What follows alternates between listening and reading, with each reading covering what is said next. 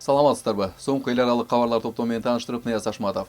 Иран чыр-чатак башталгандан бери Израилдин аймагына эң катуу чабуулун жасады. Анда 30 өтө оор баллистикалык ракета учурулганы кабарланууда. Иран Тель-Авивге кассеталык уктарлар менен жабдылган баллистикалык ракеталар менен чабуул койгон. Мындан сырткары түз сокку Багдадтагы Америка элчилигинин Сиррам абадан коргонуу системалары үчүн утагалуу маалыматын берген радар станциясын талкалады. Ал арада Израилдин коргонуу күчтөрү Ирандагы буталарга жасалган ири масштабтуу соккулардын видеосун жарыялады. Америка Кошмо Штаттары Ирандын мунай экспортунун 90%га чейинкиси өткөн негизги терминал саналган Харк аралына соккурду. Дональд Трамп соккулар тууралуу жарыялап, аралдагы аскердик объектилер толугу менен талкаланганын билдирди. The New York Times гезитинин маалыматы боюнча чабуулдар Ирандын ракеталары жана деңиз миналары сакталган кампаларга багытталган. Ирандын мунай министрлигинин жогорку кызматкери Харк аралына соккуларды масштабтуу жана кыйратуучу деп мүнөздөдү. Трамп мунай инфраструктурасын жок кылуу чечими али кабыл алына электигин баса белгиледи. Бирок эгерде Иран Ормуз кысыгы аркылуу кемелердин эркин өтүшүнө тоскоолдук кылууга аракет кылса, мен бул чечимди кайра карап чыгам деп эскертти. Иран дрондор менен Бириккен Араб Эмирлигиндеги Фужа аэропортундагы мунай объектилерине чабуул жасады. Фужа аэропорту аймактагы негизги мунай борборлорунун бири. Ирандын чабуулдары мурда мунай кампасына жана коммерциялык платформага багытталган ири порт жайгашкан Фужейрадан кара түтүн көтөрүлүп жатат. Ал жерде мунай экспорттоочу терминал да жайгашкан. Мына сырткары Бириккен Араб Эмирлигинин жээгинде америкалык мунай ташуучу танкерге да кул салуу болду. Иранга Бахрейнден ракеталар чабуул койгон, бирок аларды америкалыктар же жергиликтүү күчтөр жасаганыбы белгисиз. Бул эскалация башталгандан бери Перс булуңундагы өлкөдөн республикага жасалган биринчи тастыкталган чабуул болушу мүмкүн. AQShnын аскер деңиз флотунун 5-флоту Бахрейнде жайгашкан. Аскер эксперттердин айтымында ракеталардын жок дегенде бири AQShда жасалган ракета учуруучу аппараттан учурулган.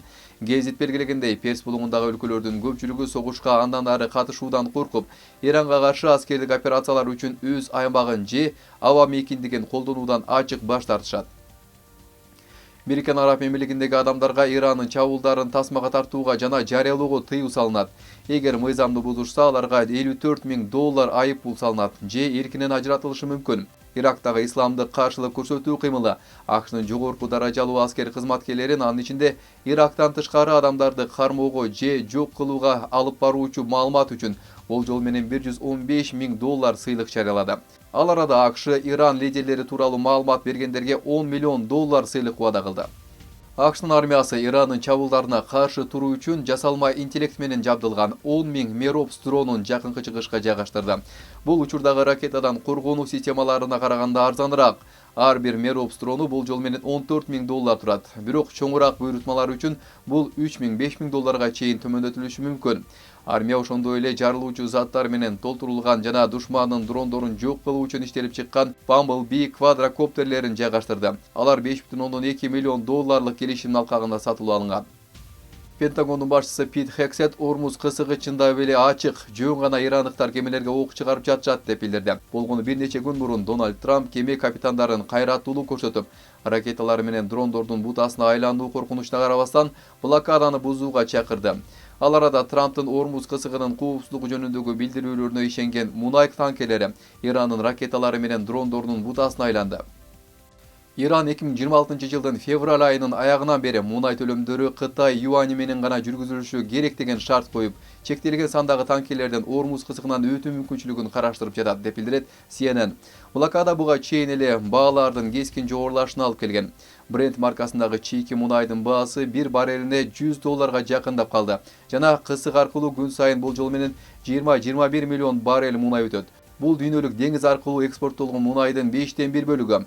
Мындай сунуш Тегерандын мунай соодасын долларсыздандыруу боюнча милдеттенмесине шайкеш келет. Кытай буга чейин эле Иран мунайынын негизги сатып алуучусу болуп саналат жана Кытайдын желек астындагы кемелер кысык аркылуу тоскоолдуксуз өтүшөт. AQShnын президенти Дональд Трамп Орусия лидери Владимир Путиндин жакынкы чыгыштагы согушту токтотуу боюнча келишимдин алкагында Ирандан Орусияга 450 килограммга жакын байытылган уранды өткөрүп берүү сунушун четке какты. Маалыматтарга караганда, Орус лидери бул демилгени 9 мартта америкалык кесиптеши менен телефон аркылуу сүйлөшүү учурунда сунуштаган. Жалпыга маалымдоо каражаттарынын маалыматына ылайык, Трамп менен болгон сүйлөшүүсүндө Путин AQSh менен Израилдин ортосундагы Иран менен болгон согушту токтотуу боюнча бир нече идеяларды сунуштаган. Ирандын уранын Орусияга алып кетүү талкууланган варианттардын бири гана болгон. 60% байытылган урандын коркунучу аны бир нече жуманын ичинде 90% курал жасоого чейин байытууга болот. Иран сактаган 450 килограмм уран 10дон ашык өзөктүк бомбага жетет. Трамп АКШга Ирандын дрондоруна каршы күрөшүүдө Украинанын жардамынын кереги жок экенин айтты. Украина АКШга такыр жардам бербей жатат деди Трамп Fox News агенттигинин алып баруучусунун. Украина учурда Перс булуңунда Ирандын дрондорунун чабуулдарына коргонуу үчүн кандайдыр бир жардам көрсөтүп жатабы деген суроосуна жооп берип жатып. Бизге алардын жардамынын кереги жок. Биз дрондор жөнүндө баарынан көбүрөөк билебиз. Чындыгында бизде дүйнөдөгү эң мыкты дрондор бар деди Трамп. Израиль Ливандагы кургактагы операциясын бир топ кеңейтүүгө жана Литания дарыясынын түштүгүндөгү аймакты басып алууга даярданып жатат. Басылманын жазганына караганда операциянын максаты Хезболланын аскердик инфраструктурасын жок кылуу. Эгерде план Куба АКШ өкмөтү менен сүйлөшүүгө макул болду. Рейтер агенттигинин маалыматы боюнча президент Микель Диас-Канель жума күнү Куба элине теле аркылуу кайрылуусунда сүйлөшүүлөрдүн башталганын жарыялады.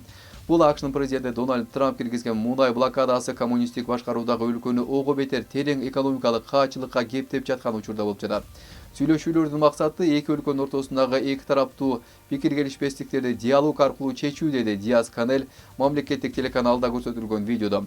АКШ январь айында Венесуэланын президенти Николас Мадурону кармап, Кубанын эң маанилүү чет элдик колдоочусун бийликтен кулаткандан бери Трамп Кубага Венесуэланын мунай жеткирүүсүн токтотуп, Кубага мунай саткан ар бир өлкөгө тарифтерди киргизүү менен коркуткан. Рейтер агенттигинин маалыматы боюнча АКШ Тайванга 14 миллиард долларлык эң ири курал-жарак пакетин даярдап жатат. Ал заманбап атып түшүрүүчү ракеталарды, анын ичинде Патриот жана Насамс абадан коргонуу системаларын камтыйт. Рейтер булактарынын маалыматы боюнча пакет буга чейин даярдалган жана Дональд Трамптын бекитүүсүн күтүп жатат. Жеткирүүлөр анын Кытайга болгон сапарынан кийин жарыяланышы мүмкүн. Ал жерде Трамп Си Цзиньпин менен 31 марттан 2 апрелге чейин жолугушууну пландап жатат. Сапарга чейин Бейжин менен чыңалууну күчөтпөө үчүн келишим жашыруун сакталууда. Кытай Тайванды өзүнүн аймагы деп эсептейт жана мурда аралга курал сатууну кескин сынга алган. Эгерде ал бекитилсе, Тайванга берилген эң ири аскердик жардам пакети болот. Сиздер дүйнөлүк жаңылыктар топтому менен таанышалыңыздар. Саламат калыңыздар.